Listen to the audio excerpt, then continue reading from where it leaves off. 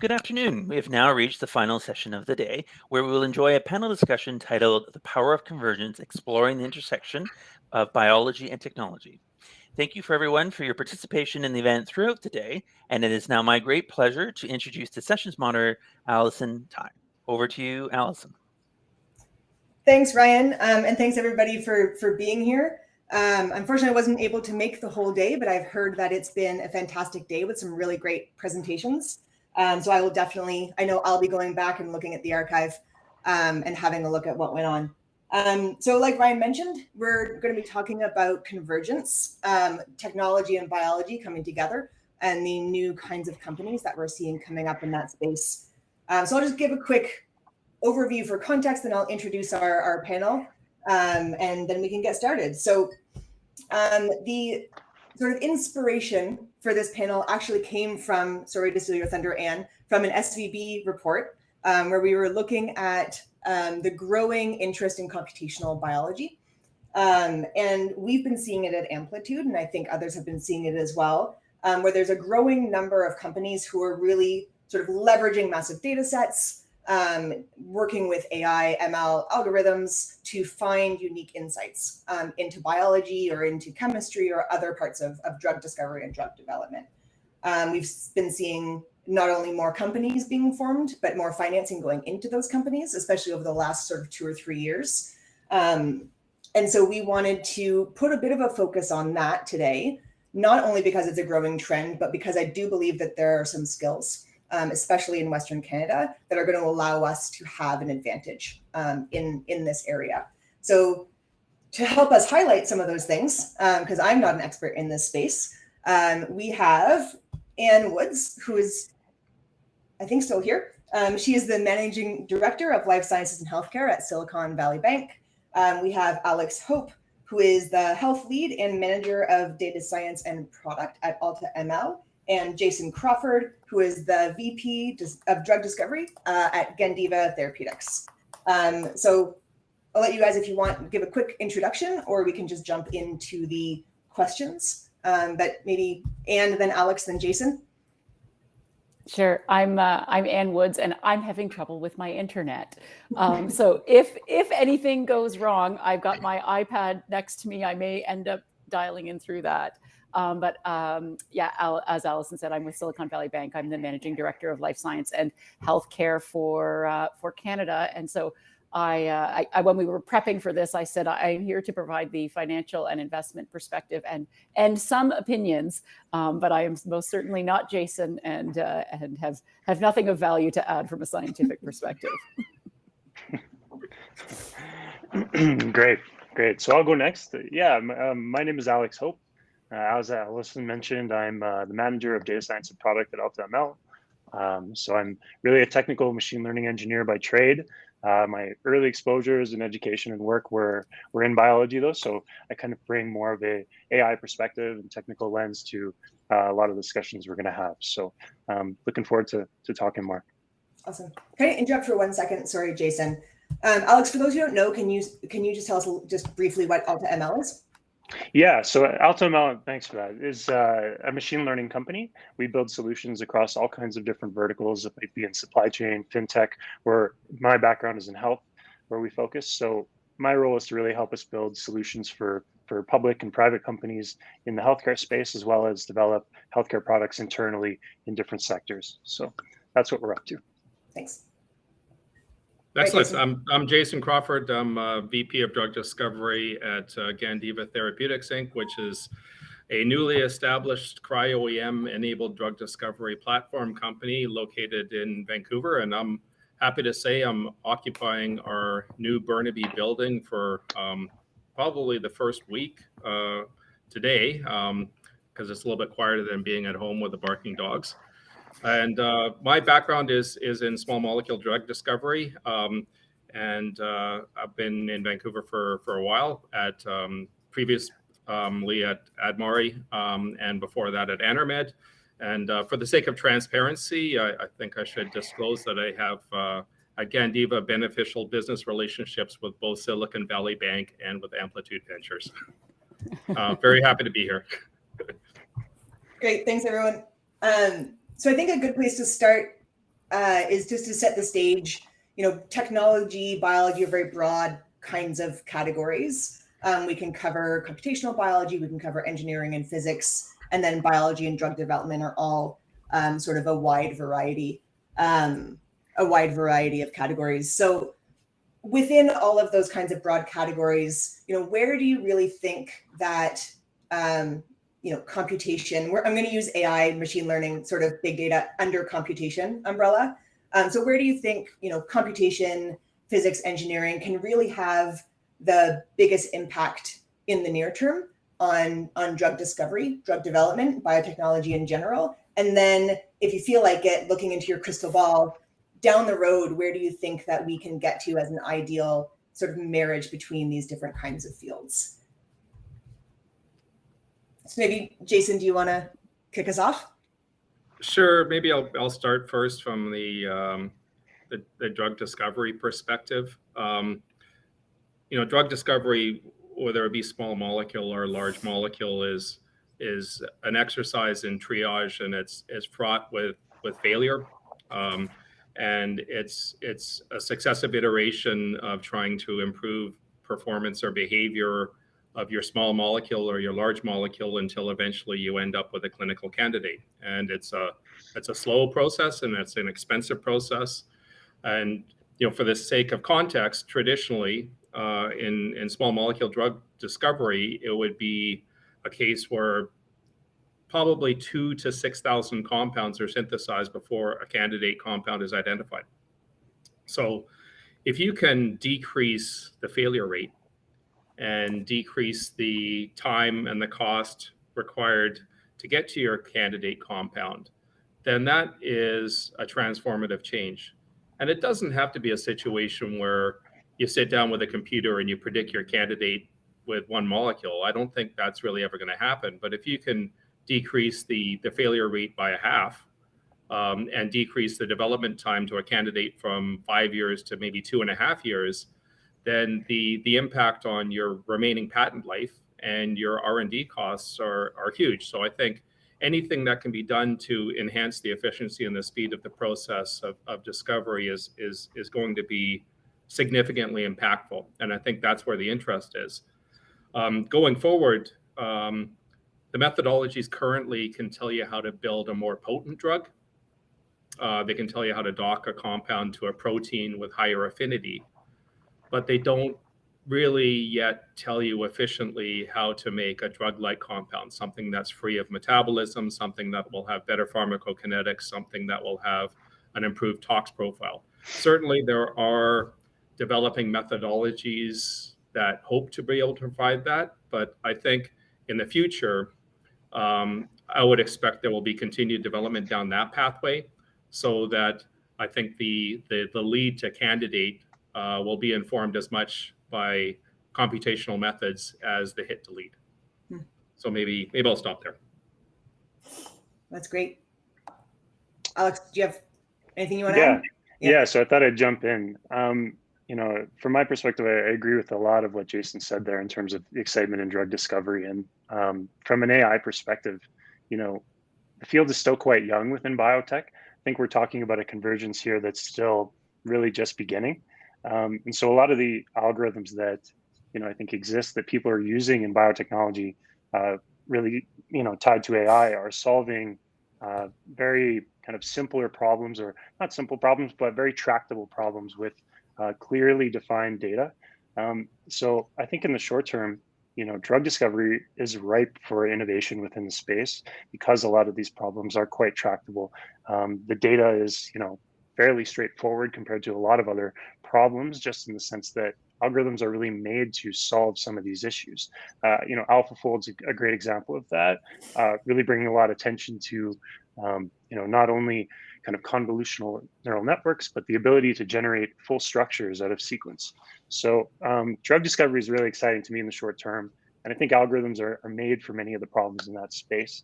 But I would go a little further and say also, just generally cost declines in actually acquiring data sets within the space really allow us to generate larger data sets that, allow us to answer deeper questions with greater precision and cut down on a lot of the search that happens in discovery. So, cost declines are another big one I would add.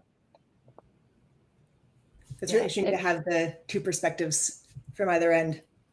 Yeah, that's sort of where my head goes to. So I think in the near term, I think the sort of speed to identifying targets is what's most obvious to us. That's what we're hearing most about today. But I think in the sort of longer term, the quality. So now, like when you think about that pharma pipeline where you've got all these targets and only one of them gets to market, that it squeezes shorter. But then also you don't have to start with so many. Like there's the probability of success goes up. But with those two things, and this is sort of like my ideal long-term situation, is then the cost to develop drugs comes down, and therefore the price of these drugs for rare diseases that are $1 million and $2 million now, all of a sudden become much less controversial. That companies are able to develop drugs, that companies are willing and want to develop drugs for rare diseases because it'll be profitable for them, and patients will have access to more therapeutics because the cost to develop them won't be so high. So that's my sort of ideal endpoint. Yeah, I mean, I think that would be incredible. I have a bit of a follow-up on that might go to Alex. When we're talking about these longer term ideal outcomes of this convergence, you mentioned that in the near term there's some easier, in quotation marks, problems. Oh, did we lose him? Shoot. I'll ask that question when he comes back about messy data. But before I'm back. You're back. My issues as well. We'll struggle through it. I was going to say these longer term kinds of problems that we want to solve. Is the data messier? And is that one of the issues that we're going to have to deal with before we're able to tackle them? Well, so there's kind of a common saying in AI, in that the output of an algorithm is based on the quality of the data that you feed it. If you feed it terrible data, your outcomes will be terrible. I think garbage in, garbage out is the expression. Exactly. I wanted to be a little more eloquent, but you're right. Garbage in, garbage out. And from what we're really saying then is we're talking about instrumentation. We're not actually talking about AI. We're talking about our ability to extract data about processes in biology and capture so that we can model it in computational space with a high degree of accuracy. And I think right now the instrumentation is improved enough that AI can be useful, but long term, I think we have, even with what Jason's working on at Gandiva with cryo-EM and other methods, improving the actual quality of the data allows algorithms to work much better. Long term, I'd like to see something more comprehensive as well. So, a lot of what we're doing right now is sort of studying processes not in their natural environment and making assumptions about a lot of levels of biology to work on one level. But I think long term, what excites me is let's take multiple data sets from multiple levels with high quality, precise instruments collecting this data and build out a more complete, natural picture of how these systems work.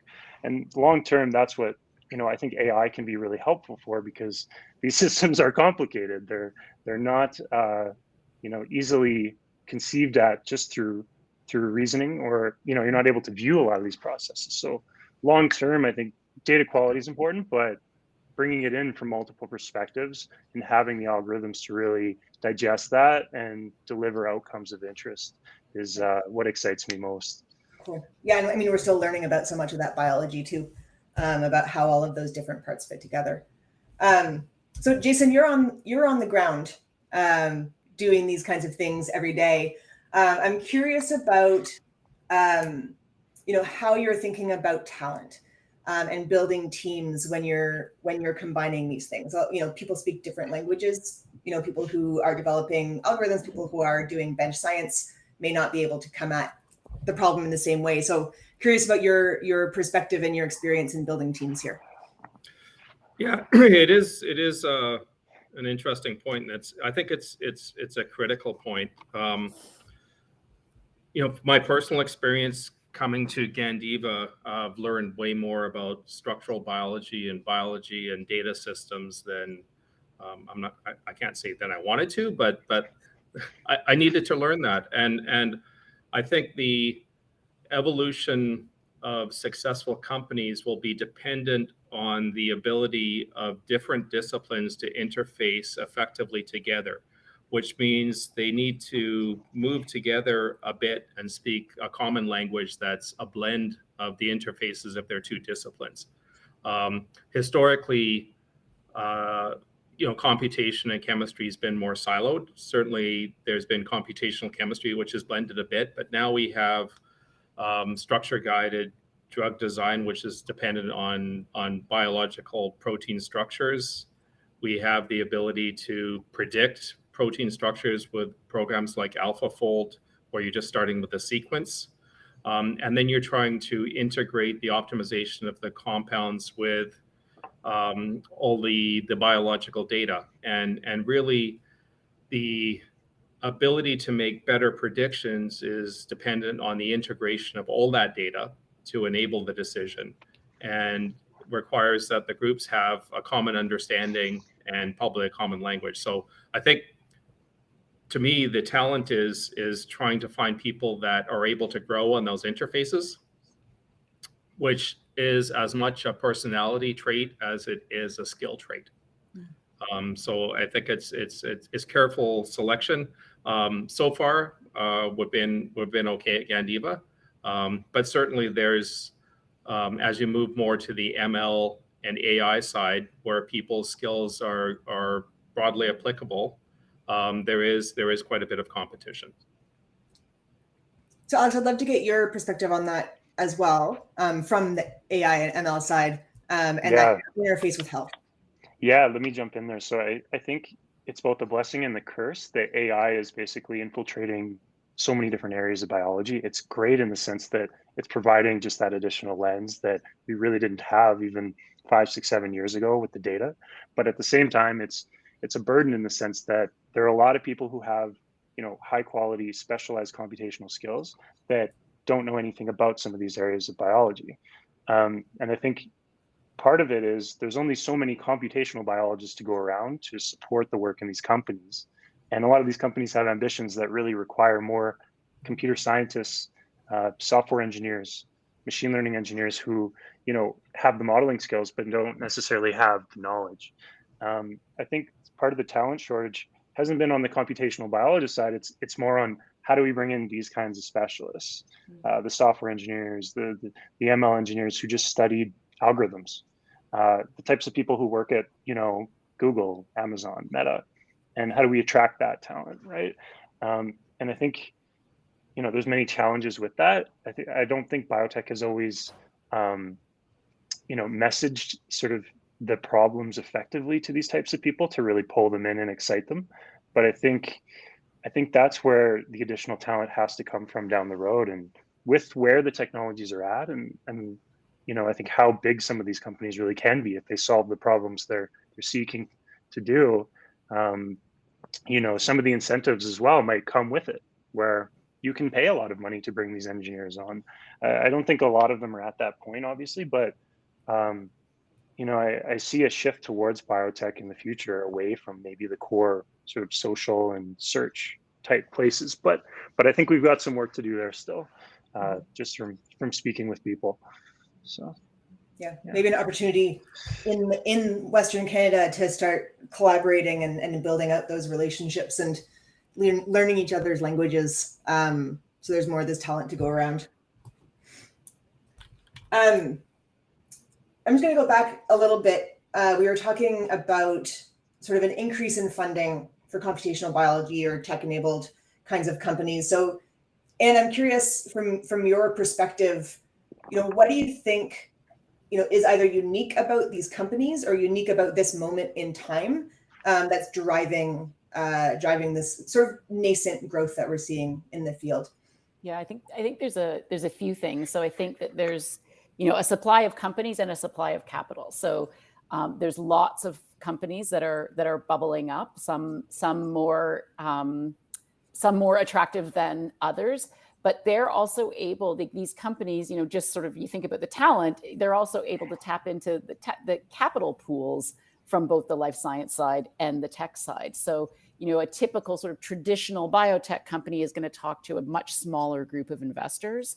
And so I think that there is this, there's tech investors that are looking to get into this space. So I think there's definitely, both, so there's supply side economics working out for both. And then I think, if you think about what's unique about it, you kind of kicked off by talking about collaboration, is that there then are these kind of, like 1 + 1 = 3. So it's like, companies are sitting together in these incubators and accelerators, whether it's at Mari, and you're figuring out new and unique ways to look at the data and to analyze the data. And I think that that's just creating, better, more and better companies. No, that's a great point. The incubator comment, because I think that's the big hope for a lot of incubators and accelerators, that you put these companies together and there's collisions that happen that drive new directions. And then again, Jason, from on the ground, having a variety of investors in Gandiva, was that something that you experienced when you were out fundraising, that the interest came from across the board? Yes, it did. It did, and I think three elements is biotech. So you have a pipeline, a platform company, which is based on a technology, and the possibility of incorporating machine learning into enabling the platform. I think I think ultimately ended up being appealing to investors in each of those three groups. Right.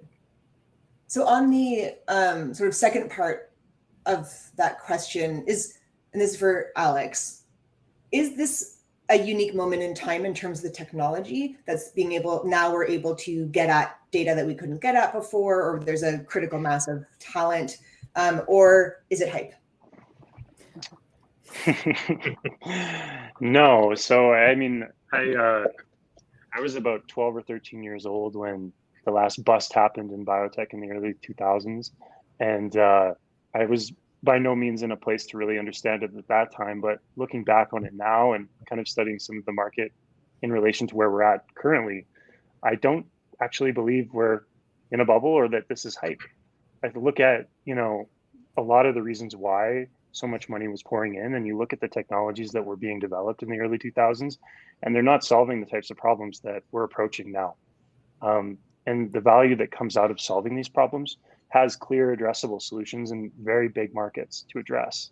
And I think part of it too is, the tech in biotech in the early 2000s was not quite as strong as it is now. Like, AI has really grown a ton in the last 7-8 years, to the point that, we can approach all kinds of different types of data to get at the answers we want, whether that's a structural solution, whether that's using language models to generate new sequences of, of amino acids, or all kinds of different pieces. So I don't think we're in a hype. I do think, if anything, I was worried sort of as COVID was receding that there might be less investment. But, from what I've seen so far, and just from speaking with others, I think this is going to continue. I don't really see it falling down. And there's a lot of interesting companies with unique perspectives that are getting to market. So I'm pretty optimistic. I do have concerns about the talent supply. I think biotech has to message the problems and the impact that these solutions have to specialized people to really bring them into this field. But I think that's just an obstacle to overcome. I don't think that's something that we're not going to address. And I talk with a lot of engineers, people who I work with within my company, who want to work in biotech. They want to work on health stuff. So, I'm pretty optimistic about the future here.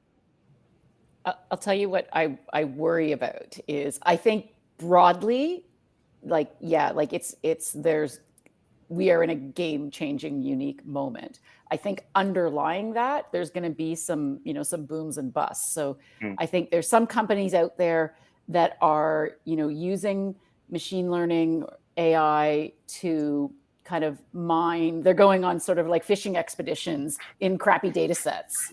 And so I think there's investor skepticism around that. And so what I worry about is that some of these sort of, tourist investors that are traditionally not in our space are going to get burned because they, didn't have the capabilities to do proper due diligence.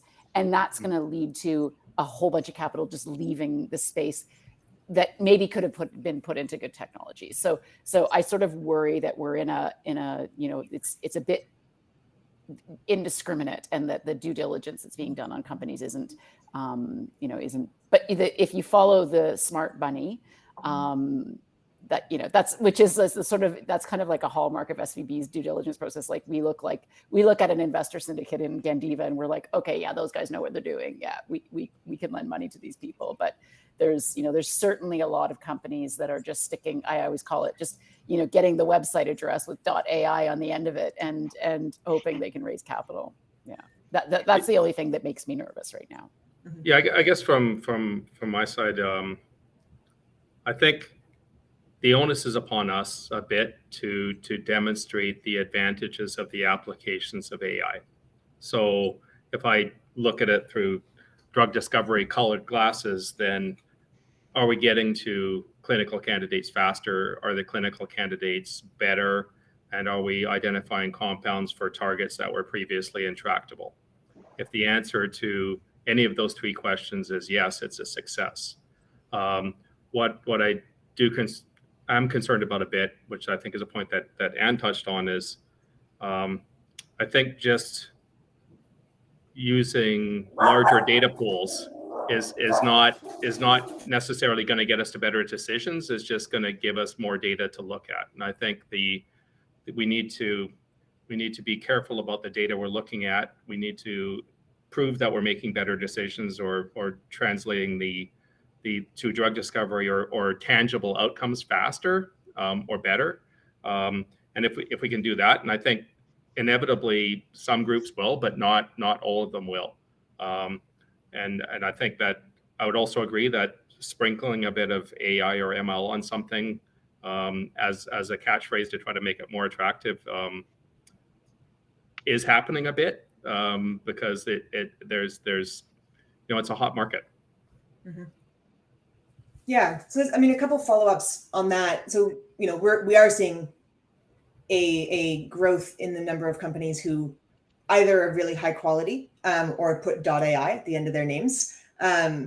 Investors or possible employees or whoever it might be, how can they, if they're not experts, differentiate between these companies? What should people be looking for in a company that is a high quality convergence of technology and biology? That's for anybody. Well, I guess maybe I'll jump in. To me, it's a clear articulation of the problem or challenge that you're trying to solve, as well as a demonstration that you've got a reasonably unique way of trying to solve it. So a case in point recently, I think an excellent case in point is AlphaFold. So they tried to predict protein structure based on sequence and developed a methodology to do that, which turned out to be tremendously accurate. And that was, Nature Method of the Year last year. That's I think a perfect example of a high quality success. Yeah, I would just you go ahead. My dog's still. That's okay. I was just going to say something very similar to Jason. I think with sort of the entanglement of AI and a lot of these ideas that people have, they articulate very big goals that they want to solve rather than very small problems that you can approach and still have value. There's so many ways that you can actually provide value. For instance, in just drug discovery alone, time, cost are both so important and quality. And I don't think I don't think big picture thinking, it's important because you need to know where you're going, but really a deep understanding of the details in terms of what you're solving. And that's both technically and biologically, I think is the most convincing thing for me. So yeah, just really bringing clarity to your mission.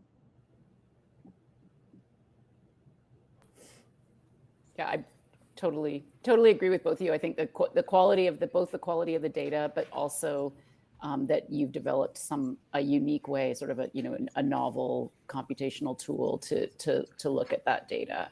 And I think looking, you can do that almost in reverse. It's like I've got a novel computational tool, and now I'm going to build out a purpose-built data set, rather than relying on sort of older data sets that may be sort of not as fulsome because they weren't designed to be eventually used by machine learning. So, and again, this may be a question for everybody. As we're seeing companies tackle specific problems, maybe along the drug discovery, drug development pipeline, whether it's the screening side of things, or let's say, remote monitoring for patients during clinical trials, whatever that might be. Do you think we're going to start seeing consolidation of these companies, or do you think that there's an opportunity for them to sort of live on their own? It's a question we didn't prep beforehand. I could dive in on this, I think. So take a slice at it. I think the discovery phase is largely partnership based for a reason. The amount of complexity that some of these companies are trying to solve is beyond sort of the skill set they have as a team to actually execute. And also, large pharma has immense amounts of data already.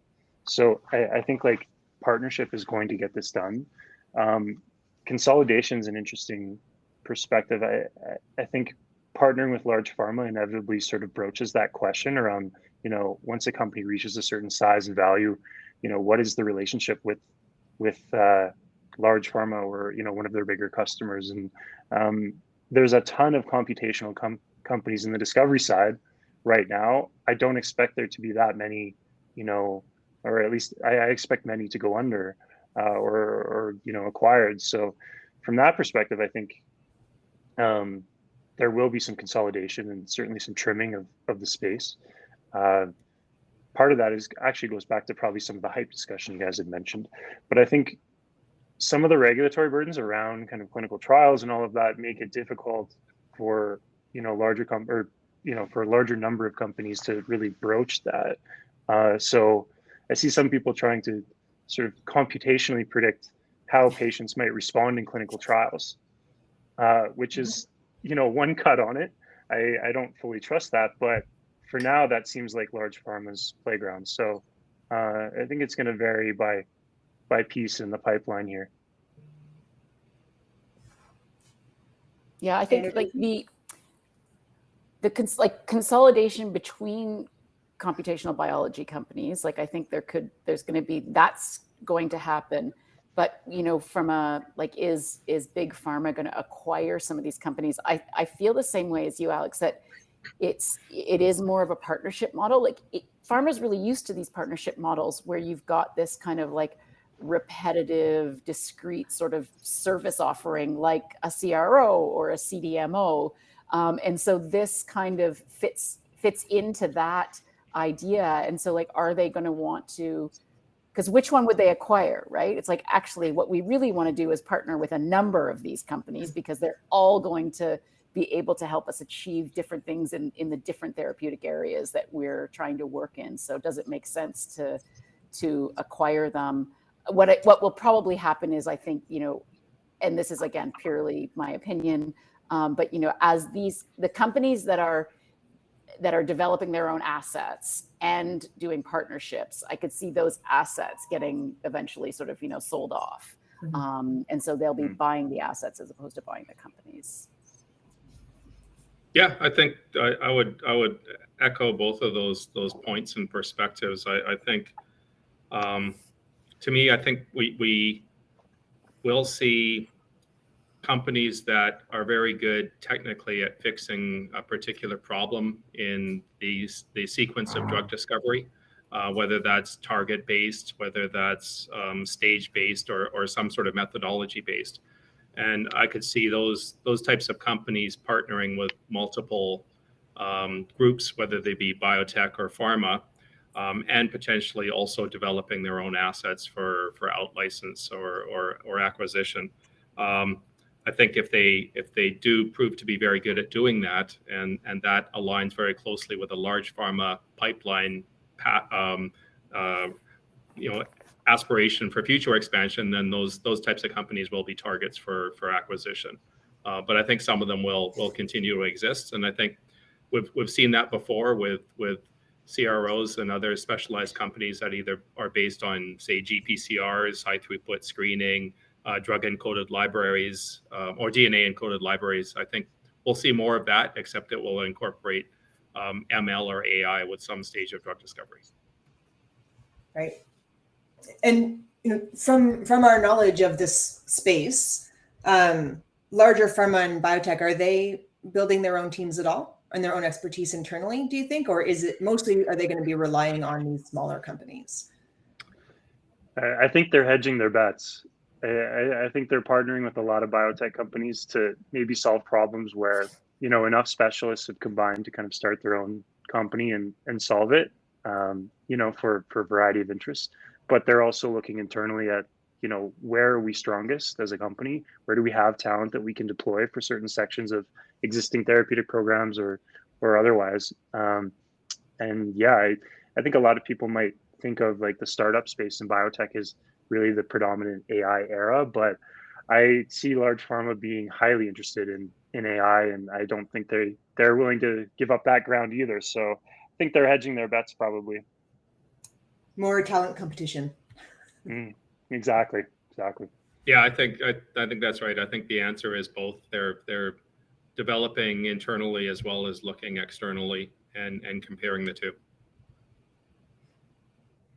I wonder about the culture, though. It's, I don't know if anybody's read the Loon Shots. I think it's Loon Shots. It's a great book about, can a big pharma company really adapt their, biotech scientist first kind of mentality to really value the data scientist? Yeah, almost like Pfizer having a Google-like culture is what you're saying. Yeah, I think only time will tell. I'm not sure, honestly. I think ultimately a lot of these companies, even through COVID, they'll adapt their culture and pivot however they can to retain the people that drive value. So that would be my guess, that they'd be trying to do that. But again, culture is not a straight line. It's complex. So. Yeah, and we saw this a little bit back in the days of like the early days of biotech. For example, like when Roche acquired Genentech, even though it was his own subsidiary, there was still a lot of concern about culture and then just like allocation of resources. So how are you going to ensure that early science is still happening, which is the special sauce of someone like Genentech, with the pressures of a sort of public pharma company who wants clinical and commercial kinds of programs. So it's likely you're going to run into those same kinds of problems, incorporating these young, nimble teams into a sort of larger kind of machine. And in you're looking at this field, have you seen any business model innovation in what is that they're doing along with sort of the scientific and technological innovation, or are you seeing our own pipeline or partnership or service company kinds of ranges? What I actually see is a lot of debate about which one should we be, and that very strong opinions in each of those. And so I would say 2 years ago, I think I heard a lot of, you've got to develop your own assets and have partnerships, and then you de-risk both sides. Mm-hmm. And now I hear, I don't know, I might be a little bit skewed to, why bother developing your own assets and just be an R&D tools company? But I think there's still a lot of debate around that. So I don't think anything innovative, but just, more debate and going back and forth. Yeah, trying to figure out. I would say that's probably right on the money. It's each group will have an active debate. Each company will have an active debate as to, I think, what mix of internal assets versus partnership versus service provision they want to grow up to be. Yeah. I guess I don't really have a great answer for this, but I would have a question for maybe everybody else. Would that shift between maybe a tools or a company or being something more of an asset, internally developed company shift more on philosophy, or do you think it's like the technology that exists and why people want to maybe push a certain direction because of that? It's in some ways it's how you build the platform and what does the company do. I think determines a bit what mix you'll want to have. And I think it will be a mix. I think these are going to be various levels of each option within each company that could vary over time. I think the all or none approach is probably not being followed as much anymore. Mm-hmm. Just writing a couple things down here. With all these young companies and they're figuring out their path and they're deciding what they want to do and who they want to be when they grow up. How can investors, ecosystem partners, other folks that are around these companies really support and help them? What are the things that they really need the most in order to reach their full potential while they're making those decisions? Yeah, I think one thing I always say is you got to begin with the end in mind. So, understand that the ultimate goal is to, develop a drug that's going to treat a patient that somebody has to pay for and somebody has to prescribe and somebody has to approve. And so, starting with that and really understanding the commercial and the regulatory environment and designing clinical trials that are going to have data that meet those needs. I think getting them to think about those things as early as possible is really, really important. Yeah, I would completely agree, and I think translation, partnerships, and platform development are all aspects that can be fraught with failure, and having the perspective of people that have done it before and that have been successful at doing it before and that have established the collaborations that are necessary to do that is very important. So I think even if it's just advice, that can go a huge way into helping developing companies avoid pitfalls that others have found. Yeah, maybe people who have succeeded and failed before. If we're making the analogy, this is like machine learning, right? There's positive and negative data, and we want to use both to derive good decisions. Having never built a biotech company myself, but perhaps aspiring to one day, I think there's probably a ton of lessons in failing and succeeding. I do think one common principle when I look across a lot of companies that are succeeding, in Western Canada or Canada broadly, I think diversity is a core principle. I really think you need to bring together people with different perspectives to understand the right obstacles in getting you to that outcome that Anne talked about, where it's okay, we're building a company, hopefully to design a drug that makes its way into, actual clinical use. How do we map out, the bench work, the technology to actually get to that point? And there's no single person that's going to answer that. It's too complex to get there. So you really need to focus on diversity and bringing people's strong suits to the table. So that's probably the one theme I would look at as important. Yeah, that's a great point. Especially when, you hear these stories of algorithms being developed from a very non-diverse perspective and running into trouble later on, right? Where it doesn't necessarily do what it is that you want it to do. I want to pick up on and some of the things that you were saying about sort of thinking from the end in mind, which is getting a drug out onto market. Regulatory, clinical trials, all of these aspects that lead up to it.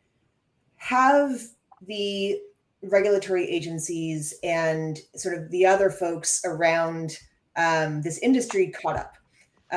Do they, are they more open? Are they understanding of these processes, this computational biology and technology aspect as we get to that point, as we're nearing the clinic?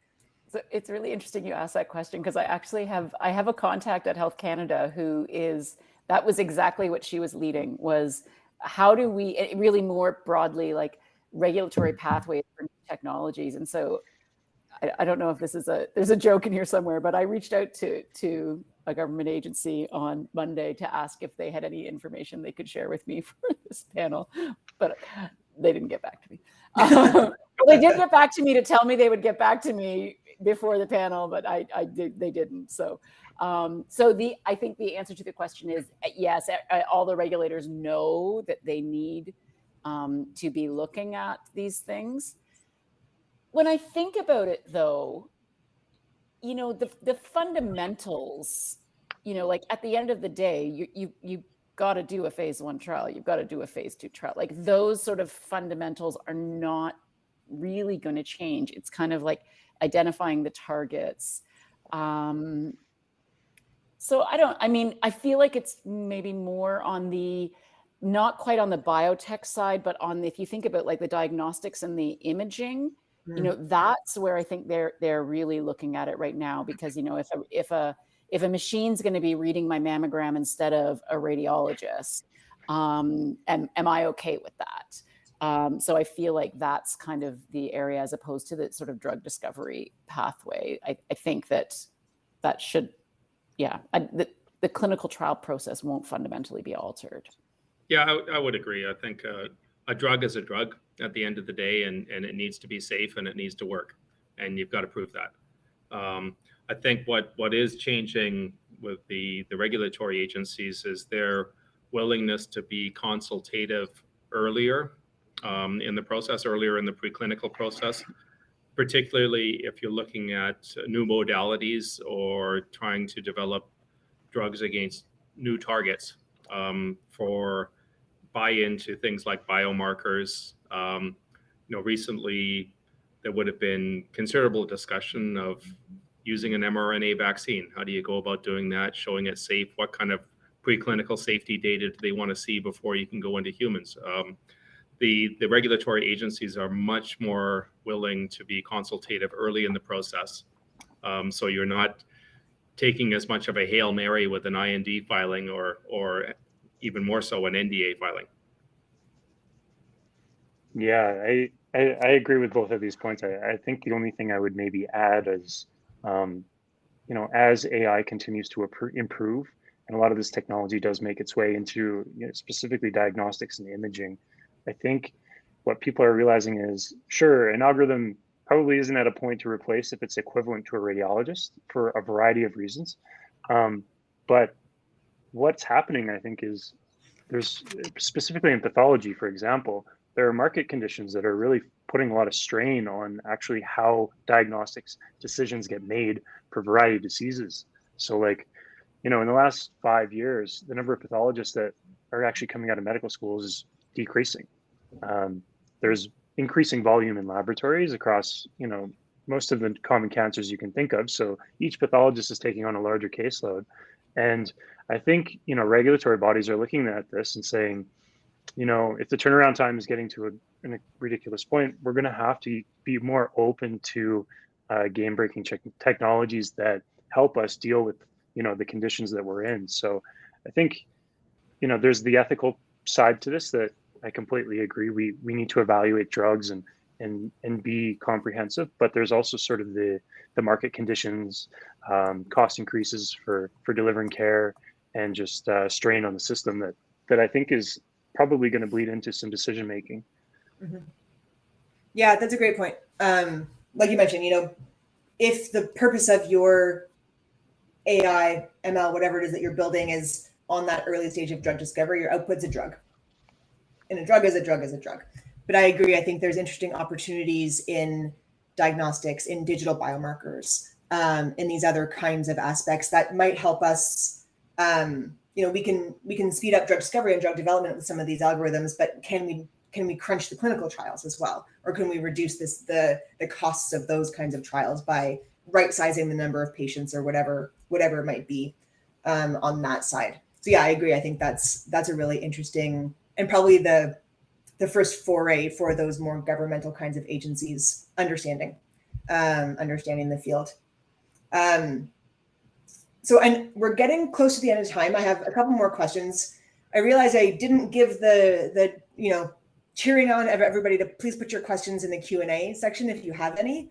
I think we've been asking each other all kinds of interesting things, but please, if you have any questions, jump in. Nothing yet. So I guess I would love to talk about, we talked about what the future might look like and how really fascinating that could be, especially on the drug development, drug discovery side. What are our biggest hurdles right now in us reaching that ideal future? So for me, it's knowledge. Sorry. It's that sort of boom bust, or like that there's going to be some crappy companies that give the whole sector a bad name. I think that is what makes me most nervous, and some investors that are going to get burned, and then we're going to the access to capital might get squeezed a little bit. I think that's the only thing that really makes me nervous. Mm-hmm. Yeah, I would agree. I think I don't want to call it boom or bust, but there's definitely a reasonably high level of funding for AI or ML driven technologies, including drug discovery. I think that's the way I'd put it. And I would hope that the successes in drug discovery would support continued investment in drug discovery, and that the enthusiasm for AI funding doesn't move away from it. And I think that's going to be dependent on clearly demonstrated success, and it won't be every company. Yeah, I'm going to take a little bit of a different take. So I think from a technology perspective, we're quite adept at solving some well-framed, discrete problems in biotech, where we've taken that next step in protein design, or designing drugs, or capturing how molecules might actually latch onto each other and dock. But I think part of the problem with the hype is people are deploying these algorithms for all sorts of purposes that are not that clear. And I think as we develop better algorithms, and there's going to be more breakthroughs in deep learning that unlock other pieces of our understanding in this process, that the hype will probably fade. And when some companies are actually really delivering novel algorithms that are solving core problems, and other companies clearly aren't. So I think that's one barrier, is how do we advance algorithm development in deep learning particularly, and bring that into biology in a way that that transforms the solutions. So I think that's probably one major barrier, is thinking about where is AI going next, and how do we integrate that into bio. Yeah, I mean, from an opportunity standpoint, it's huge, right? The number of potential therapeutic targets that have actually been drugged is pretty small. So there's opportunities for huge amounts of advancement that could have really significant impact on human health. The tough part is, how do you crack those first targets for which there is no pre-existing chemical data? It's high risk and it's low data, which makes it challenging from both drug discovery and from an AI ML perspective. But if some of those can be cracked, then that would be huge. Mm-hmm. Yeah, you sort of answered my next question, which is, what's the rate limiting step? Is it the biology and chemistry, or is it the technology?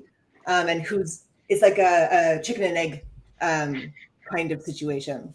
Yeah, it's both. It's I think the biological understanding of new targets in particular, as well as the potential lack of data for those new targets is. What's your starting point, if there is none? Mm-hmm. So we do have a question in our Q&A, and it's about how can we keep this talent and IP local, and is there a sort of active enough ecosystem here that we don't have to go down to the US, whether it's IP or talent, and try and concentrate that to build our own hub of specialty here? Yeah, so I think from a talent perspective, just to give you an example, so my company AltaML, we started an accelerator, a talent accelerator, it's called, a few years ago in Calgary, that basically partners up with large enterprise and brings through masters, PhD, postdocs, and gives them internship opportunities to work on projects within these enterprise companies. From our perspective, we don't see why we can't do that with large biological groups too. And take a grassroots approach to really like developing the talent, so that when companies come up and they've got a vision for how to solve a particular problem, there's the talent there to support it. And I think that's sort of a longer term vision on this. I don't know if that necessarily answers it now, but I think there's enough skill between Alberta, BC, to really solve a lot of these problems locally. Like, I would say UBC and U of A are some of the top computer science programs in the world. We probably don't graduate enough people to make every company happy, but again, it's how compelling a message can you make to the people that you need. And but I don't see why we can't do it internally, honestly, even though I know there's been a tendency to look outward. I guess from my perspective, I mean, I'm the benefit of a academic environment at UBC that was attractive to bring Sriram Subramaniam to Canada, because he could spin out a company here in ways that he couldn't in the States. So I think there's one data point that's positive. In terms of avoiding brain drain, there are a few different data points there. So there was the Element AI company that was based in Montreal that got sold to a US company. I think as Canadians, we saw that as a bit disappointing. Hopefully, we can keep some of the companies in Canada for longer, such that they can build their platforms here and keep their talent here. I think in biotech, we're certainly seeing that in Vancouver with companies like Abcelera, Precision Nanosystems, Acuitas, that have all, I think, grown significantly over the past year or so, and hopefully I can continue to say that Gandiva will be one of those that will fall into that category as well. I think we are able to brain retain at minimum, and I think hopefully we'll be able to brain gain in the future. Yeah, that's what I was going to say as well. Is like, I think that there was a time where we were losing talent because the opportunities weren't here. We almost have the opposite problem now. There's more opportunities than we have people. Interesting anecdote I did hear, though, is now with, of course, remote work, it was someone, I think he was based in Winnipeg, is getting a job in the Valley, and it's now dollars, right? So now he's able to stay in Winnipeg and make Silicon Valley dollars. And so Canadian companies will find themselves having to dig deep into their pockets to keep some talent and attract talent. Yeah, great point. So it looks like our time is up. So thank you all so much, Jason and Alex. Really appreciate all the insights. I think this is a really interesting sector, and it's only going to be growing. So hopefully we can all build some great companies together. Looking forward to that. So thanks again. I'm going to hand it off to Wendy. Thank you. Thanks, Allison. Thanks so much, all of you, Allison, Alex, and Jason, for this great discussion. As Allison said, super interesting and a very interesting sector as we look ahead. It's been a really great day. I don't know how much all of you have attended, but we've had almost 20 companies pitch. Our investor readiness program, 10 companies did their pitches after 6 odd months of mentoring, and then to be able to showcase companies from across Western Canada has been great. I'd like to thank our sponsors, our presenting sponsor Amplitude, and a particular call out to Allison because she's been involved right from the start as we came up with this inaugural event, and has worked very closely with us along the way in the programming and the framing and everything. So thank you, Allison. Our technology sponsor Aon, and our event supporters Bioscience Association of Manitoba. It just bam rolls off my tongue way better. And Bio Alberta. I'd also like to thank our leadership volunteers for company selection, pitch prep, and session planning. For those that don't know, behind the scenes, we have many our leaders in our sector are just fantastic in volunteering their time. And so it was actually them that selected the companies. Another group of people did pitch prep and helped us with the planning. So thank you very much for all of that. I'd also like to thank all of you. 149 attendees at an inaugural pilot event is really extraordinary, including 25 investors and 28 speakers. You are what has made the day, so thank you very much. Congratulations to our top networkers. If you check out the leaderboard, you will see who you are, and we'll be in contact with you for your award of a Starbucks gift card. A reminder that this platform will remain open for 30 days after the event, so you can view the sessions and reach out to each other. We know that, especially for the investors in the room, getting 20 pitches in one day is a lot. So one of the reasons we leave it open is so that you can go back and review the pitches and have the opportunity to connect. Planning this day is a lot of work, and while we love doing it, I really want to thank our amazing Life Sciences BC team, Ryan, Claire, William, our co-ops, Sophia, Megan, Petra, and Donovan. You've done a phenomenal job, as always. A special call out to Ryan, whose vision and leadership, coupled with the excellence in execution, made this event possible. And I know Ryan and Allison have had many meetings along the way. And also Claire, who works tirelessly on the technology and jumping in to address any technical issues.